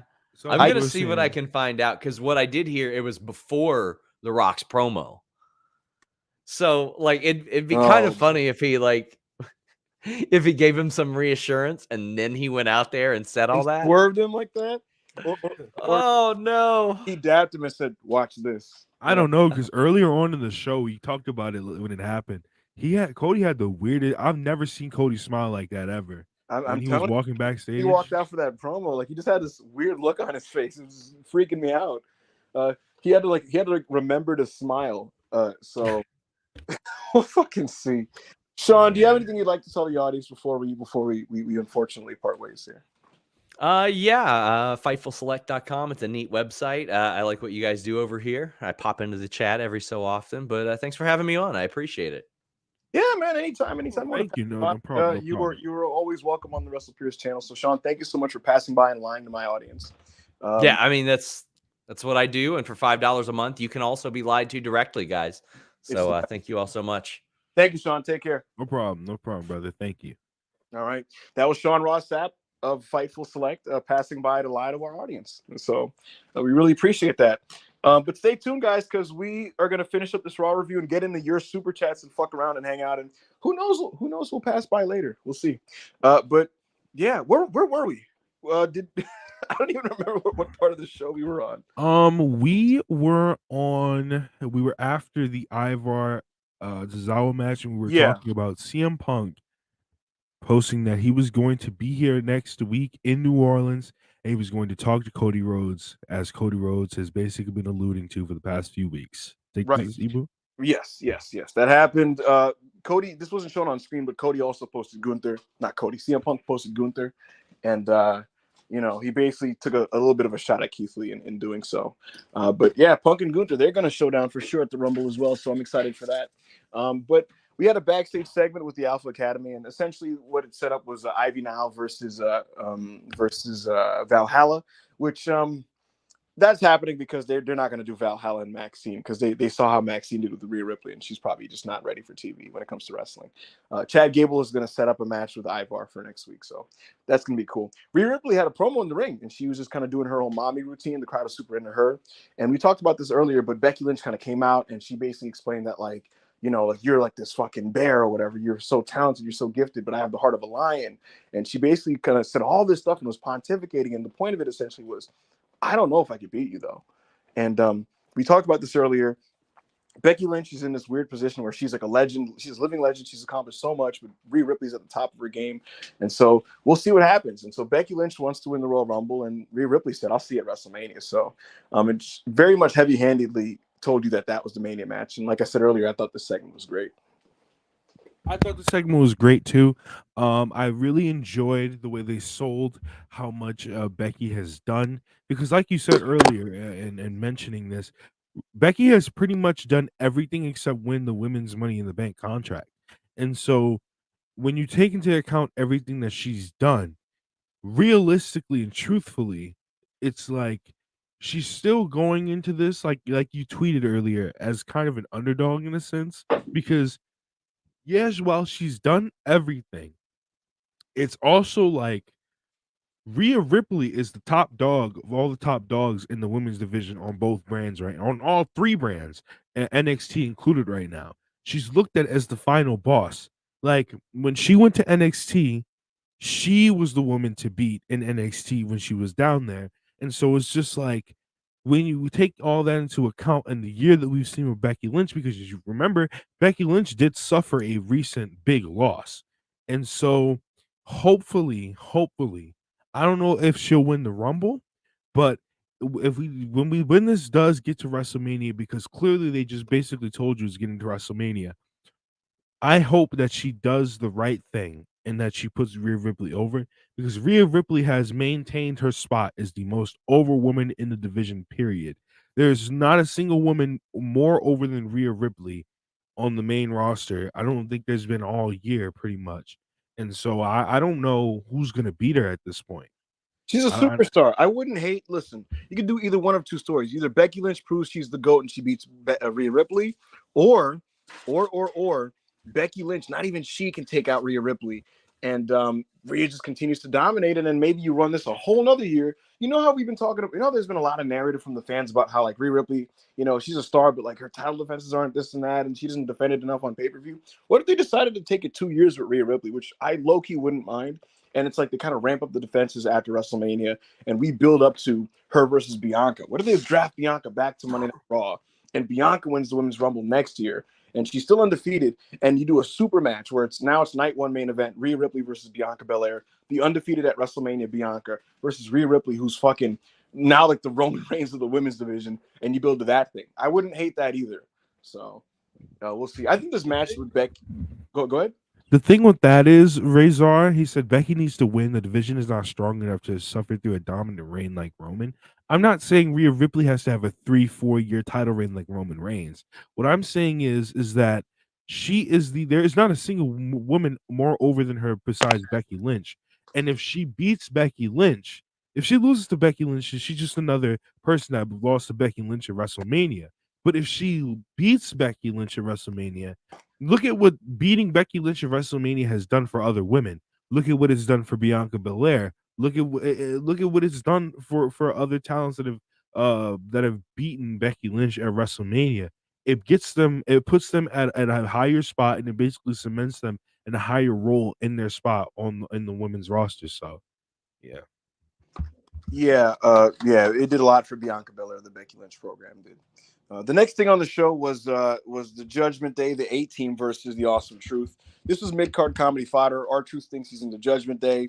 He's trying to give his money to Finn Balor. There's a lot of comedy there. R-Truth is fighting with Finn. They're trying to get him to tag out so he can fight The Miz. They're going back and forth a little bit on it. The crowd is into R-Truth, and ultimately Damian Priest is forced to chokeslam R-Truth, which he had to do reluctantly because the guy's being a fucking idiot. And yeah, they just got the win there. I'm not sure if this is the end of the program. I would like it to end soon. I think it is. I would love it if it was. I feel like the actual end is going to be something with Damian Priest like beating the fucking shit out of him and like really emphatic back. I could see something like that. So we'll see. I hope next week's Raw they set up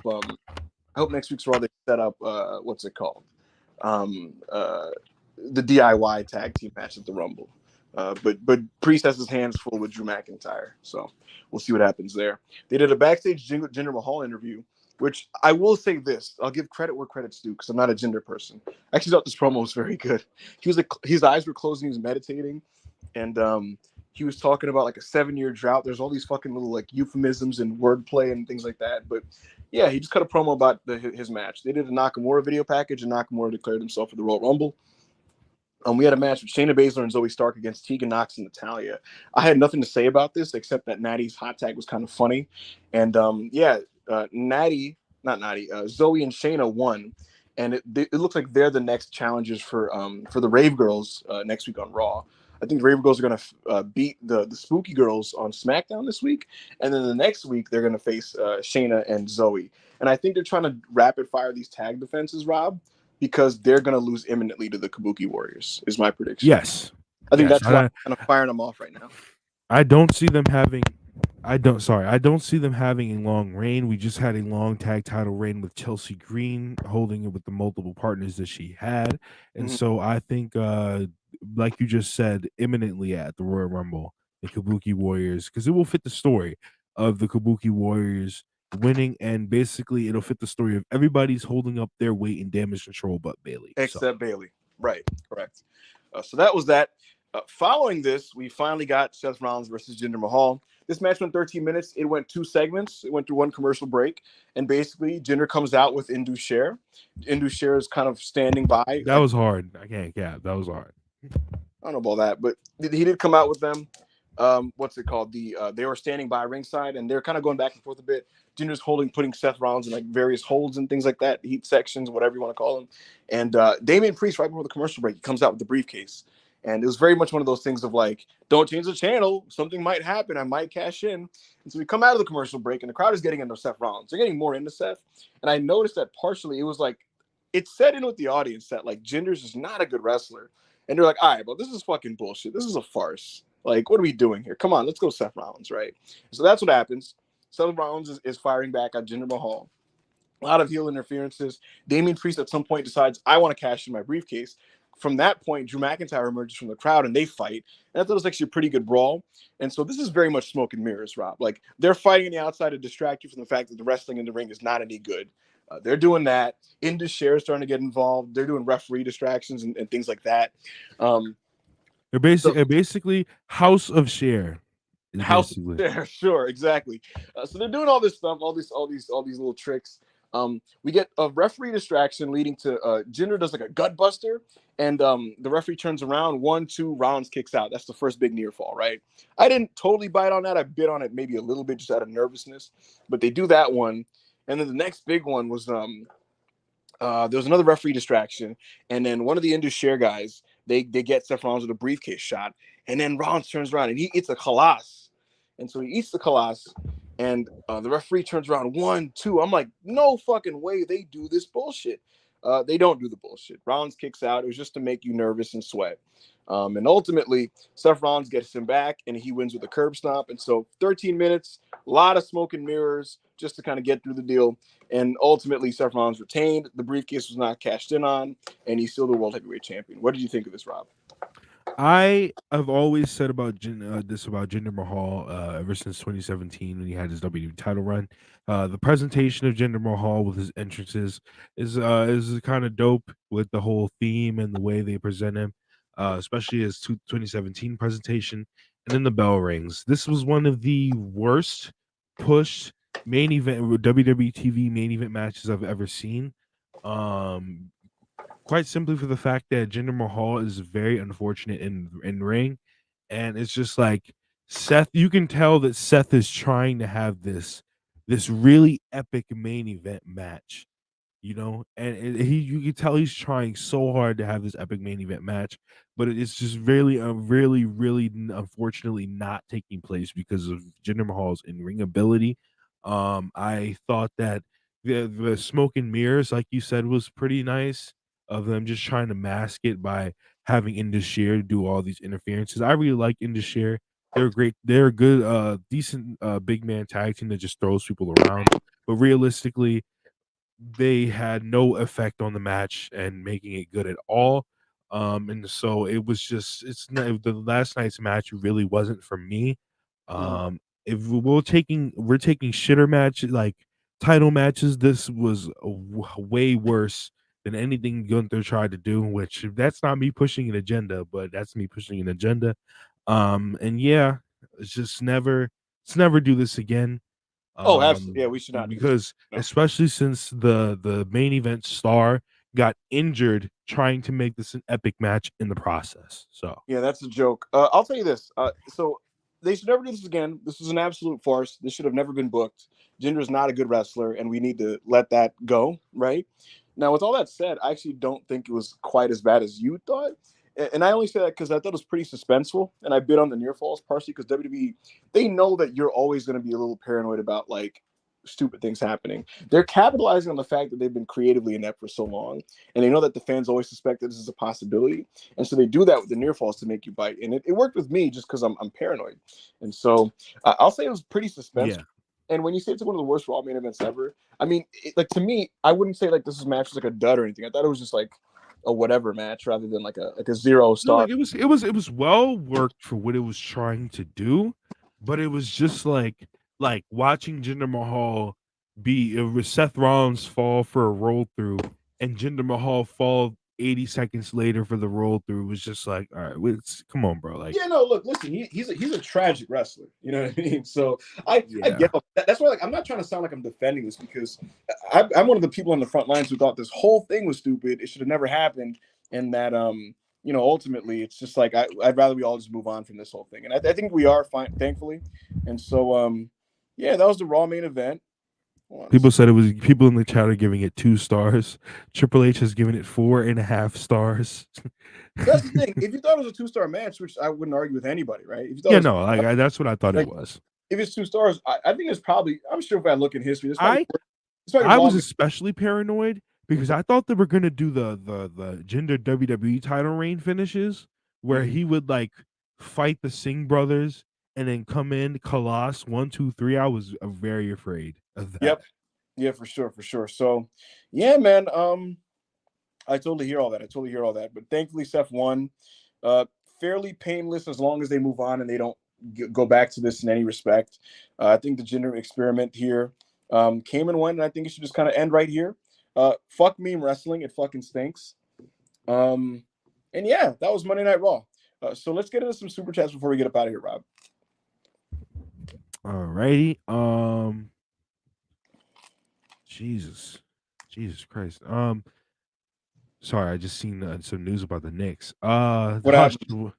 James Dolan has basically had a lawsuit filed against him from a woman alleging he pressured her into unwanted intercourse in 2013. Oh my God. He has also been accused of sex trafficking and connecting her with Harvey Weinstein. Oh my God. All right, I'll deal with that later. I'll read up on it. That's very unfortunate. I already hate James Dolan anyway, and so this is obviously not ideal. But it's not a sports show, so I won't say anything more on that there. But yeah, well, maybe if you guys push for it and you push for it on Twitter, maybe we'll do a sports show in the future. Sports purists. Yeah, that's for another day. But yeah, so go ahead, you read this one, Rob.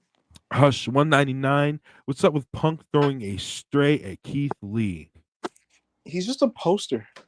Like he's just what's really funny is that he's like so online. You know what I mean? Like for him to know that meme, you know what I mean? It's like you have to be really online. Yeah, like that basically shows you that even though he hasn't posted in a while, he's on Twitter. Exactly. Why he did it, I'm not really sure. I don't even know if it was totally to be like fuck Keith, but just to be slightly playful about it. But yeah, it is to a degree a bit of a stray, for sure. All right, thank you for the super chat. Andy, 40 rupees. Gable run the gauntlet Kofi style to get his shot? Oh, that'd be awesome. That'd be amazing. God, yo. If Gunther isn't available at Elimination Chamber, they could run like a Gable gauntlet at that show to get the shot. I would love that. Yo, him getting through if Seth is hurt, him getting through what's that guy's name? Ivar, right? Suplex finally getting through Ivar, and then Bronson Reed's music hitting, and he taps the Bronson Reed out with the ankle lock. That could be really heated. I would love that. I would love that. Generational, yeah, for sure.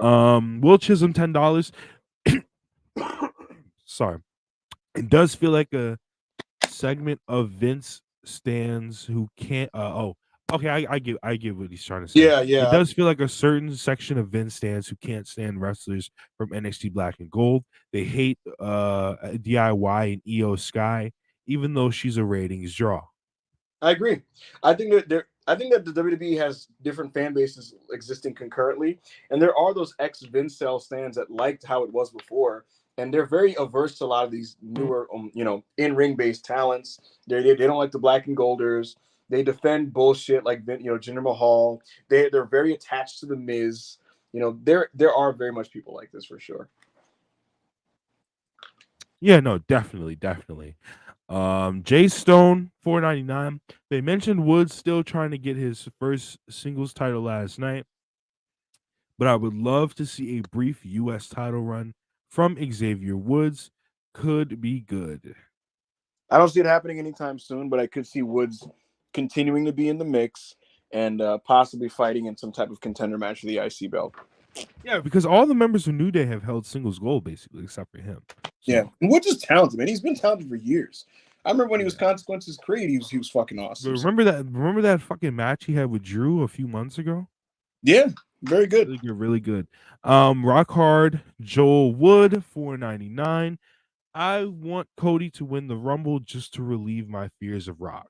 So that's what I'm saying. I was saying this to Sean Ross Sapp that, at first the idea of Cody repeating seemed kind of like, that's not the most interesting thing to do. But now that everybody's worried about Rock, it might be like really relieving to do. So. Alrighty. Thank you for the super chat. Hush, $4.99. How do y'all think Hook and Joe will go? I hope it's not a 50-50 20-minute match. Joe should demolish him, but I feel like TK wants him to get his Twitter points. If you want Joe to demolish Hook, you've never seen a Taz match. I don't think he's going to demolish him. I think they'll go back and forth, and I think it'll go about 10 minutes, maybe.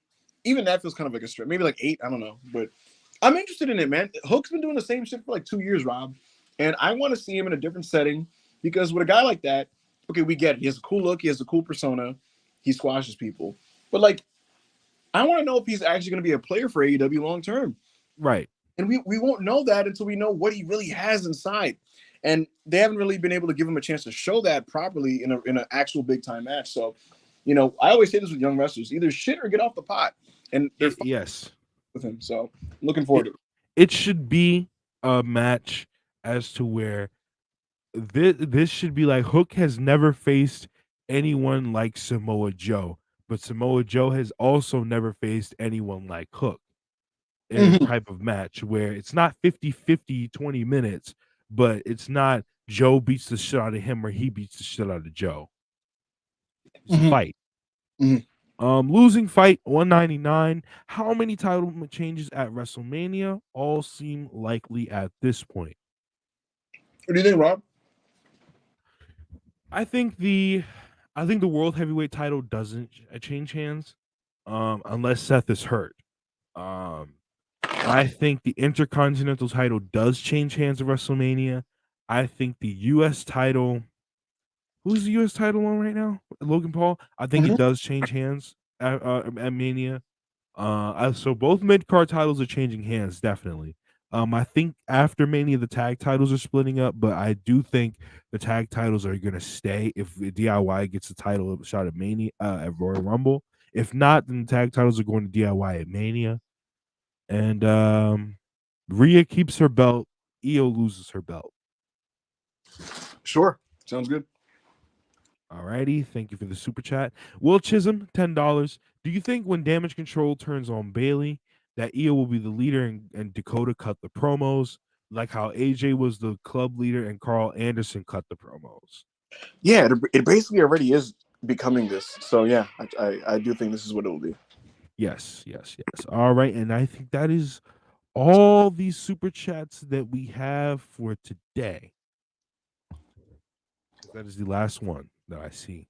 Awesome. Guys, you guys have been awesome. This is one of the longer Raw reviews we've done, but I had a lot of fun doing it. And you guys have been great. So listen, thank you so much for supporting. Special thanks to Sean Ross Sapp, who was hanging out in the chat and decided to kind of pop by and just mess around with us. So yeah, man, solid show. Some new developments to talk about. We got into all of that. So listen, special thanks to Sean Ross Sapp. Thanks to Rob as always. Thanks to you guys for super chatting and just supporting us. Guys, be sure to like the video on the way out if you haven't done so already. And subscribe if you haven't done so already. And yeah, man, I'll probably be on the channel tomorrow to talk the news with Monty and preview Dynamite and all that good stuff. Tonight is Dumb Guy Live, hosted by Parker, I believe. And so they'll get into everything that's happening in Japanese wrestling. Please tap into Dumb Guy Live. That is your official Japanese wrestling and lucha libre, basically match guide for the week. So 100%. Last night was Wrestle Purist Worldwide. We had a good show where we reviewed Collision. We reviewed Battle in the Belts, Battle in the Battle of the Belts, Battle in the Valley, TNA Hard to Kill, and SmackDown. So if you guys missed that and you want to hear our thoughts on that, we covered that yesterday. And so check that out. Check out the ACA pod. They did one on Sunday in the afternoon. They were just talking about the state of women's wrestling. And so check that out. There's so much good content that's already on the channel. Good stuff coming. So, all fun, all available for you guys. And so, for Rob, I'm back at Hangman. Guys, thank you so much. This was the Raw Review. We'll catch you guys next time.